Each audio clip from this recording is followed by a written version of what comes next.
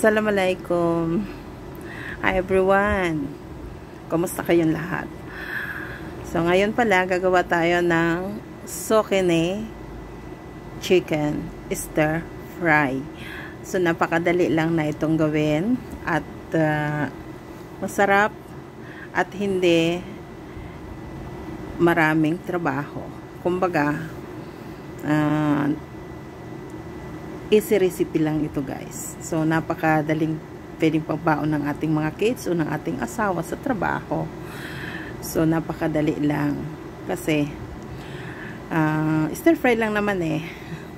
'Di ba? Ayan. Hi everyone. Assalamualaikum. Yes, ito ngayon pala gagawa tayo ng chicken sokene. So yes, start na natin. Ito maglalagay tayo ng pink salt. Konti lang kasi maglalagay pa tayo ng soy sauce. And black pepper powder.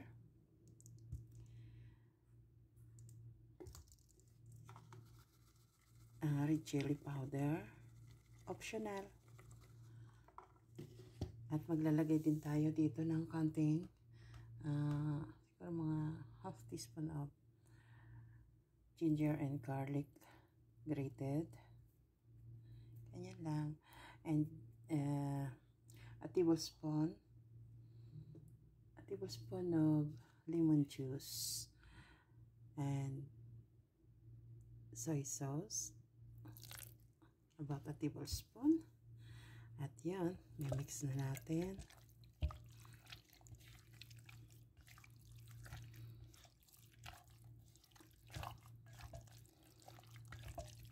So, imamarinate lang natin to guys ng siguro mga 30 minutes para malasa ang ating chicken at hindi malangsa. Mga anak ko kasi hindi sila nakain ng chicken kapag malangsang chicken. Kasi kung minsan diba, merong matikman ka na malangsa yung chicken. Kaya nilalagyan ko ng lemon. No, kung dyan sa Pilipinas ay kalamansi. Ganon. Mga 30 minutes lang natin itong imamarinate. Sisit aside lang muna natin. Yan lang siya. At i-chop na natin yung ating yung sasahog natin ditong sokene. So, yan.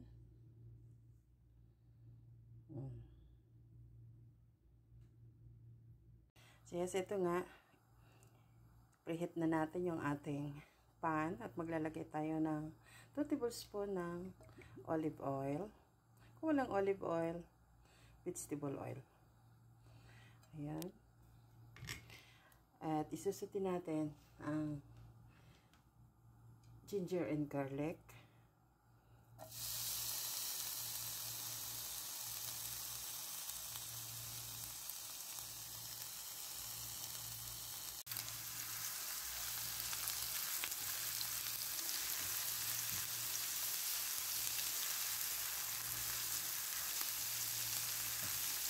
Ayan. Ilalagay natin yung chicken kapag lumabas na yung aroma ng ating garlic and ginger.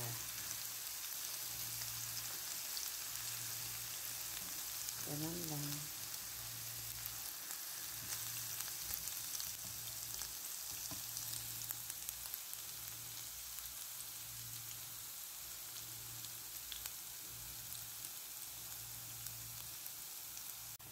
So yes, ito ilalagay na natin yung ating marinated chicken.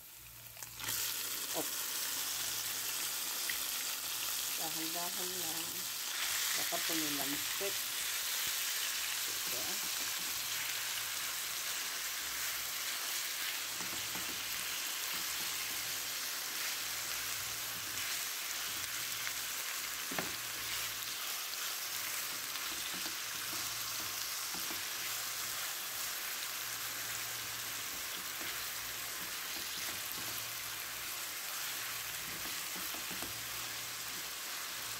Pan-fry lang natin siya guys hanggang maluto.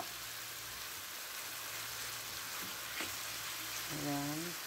Kasi pag chicken breast naman, at saka itong chicken breast pala yung ano yan po yun, tender chicken breast. Ayan. Hayaan lang natin siya na maluto. Saka natin ilalagay yung ating mga dishes or ang ating seasoning.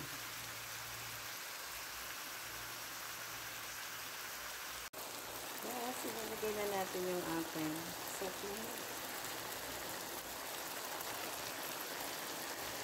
Carrots. Lalagay tayo ng carrots. At syempre yung ating onions.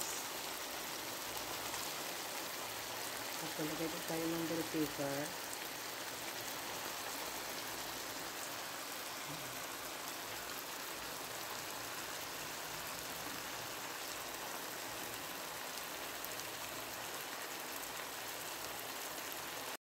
Yan.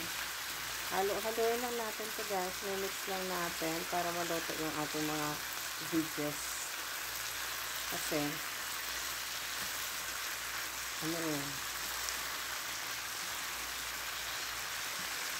Yung iba, di ba gusto natin yung lutong-luto yung vegetable. Pero para sa akin, gusto ko half cook lang. Kung nasa sa inyo, kung half cook lang ang veggies na gusto nyo, kaya yung fully cook.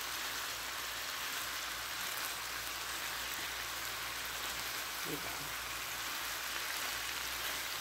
So, ayan lang natin na mag-dry ng konti yung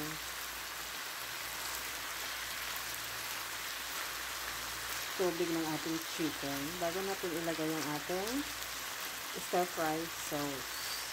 Ayan.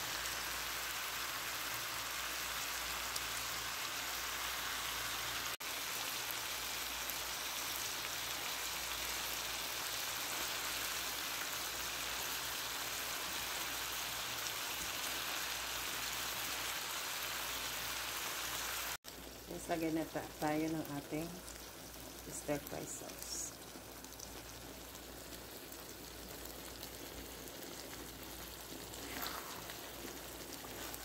Ayan lang. Di ba ang bilis?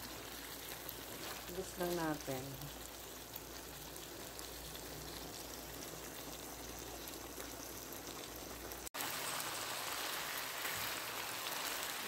Ang halo lang natin hanggang sa maluto yung ating dishes.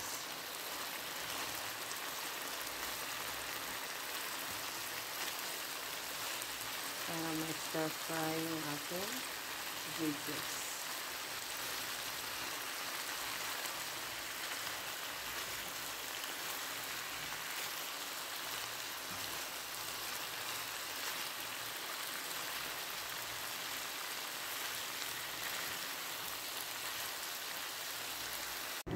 So yes, naglalagay tayo dito guys ng spring onions or scallions. Kasi, di ba mas mabango kung meron fresh scallion o cilantro, di ba? So ayan nga, napaka-colorful. Alam niyo guys, gusto ko yung makulay yung mga gulay na nilalagay ko, at saka sanay ako na nagluluto ng hindi overcook yung veggies. Kasi masarap kasi ayoko yung meron ka bang ano, yung nangunguya. Kaya ganun ang ginagawa ko. Mas gusto ko yung mga half cook lang, hindi yung fully cook talaga.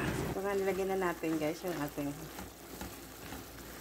sauce at lagay tayo ng spring onion on top at konting splash na ating sesame oil.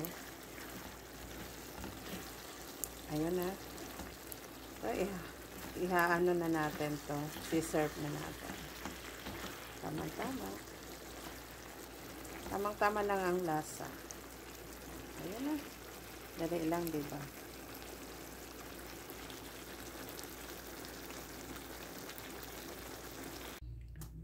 Ito isi-serve na natin. So yes, ito nga, ita-transfer na natin sa ating serving plate. Ito. Diba, ang sarap? Pambaon ng mga kids sa school kung sila ay bumabaon. At pambaon ni Habi. So, yung ingredients na ito guys, nandito sa comment section. Tingnan nyo lang kung gusto nyong i-copy nyo. At napakadali lang gawin. So, kung gusto nyo, gabi pa, i-marinate nyo na yung chicken. Para sa umaga, so, napakadali na lang. Hiwa-hiwa ng mga veggies. And then, stir fry lang natin. Diba? Ang bilis. Mabilis lang. Diba? Parang ano lang siya eh. Para ka lang nag-fried rice ng rice. At napakasarap guys. Sabi pa nga ng anak ko, alam mo mama, parang kasi sila, kumakain lang sila sa mga restaurant kapag ano ba, yung talagang gutom na gutom sila. Pero pag mga ganito lang naman na pagkain, sa bahay na lang sila kumakain. At hindi ko naman pinagkailan na kumakain din yung mga anak ko sa labas, kumakain din sila. Pero karamihan, Jollibee o kaya McDo, ganun lang yung mga sa fast food. Alam mo naman mga bata mahilig sa fries, mahilig sila guys sa mga yung burger, ganun. Pag nalabas kami, yun mga kinakain nila. Pero pag mga ganitong pagkain, hindi gaano kasi alam naman nila na nagluluto ako sa bahay. Kaya ganun. Mas may lang na mas pa yung sa bahay yung niluluto natin. O sige, dito na lang. Bye-bye. See you on my next video.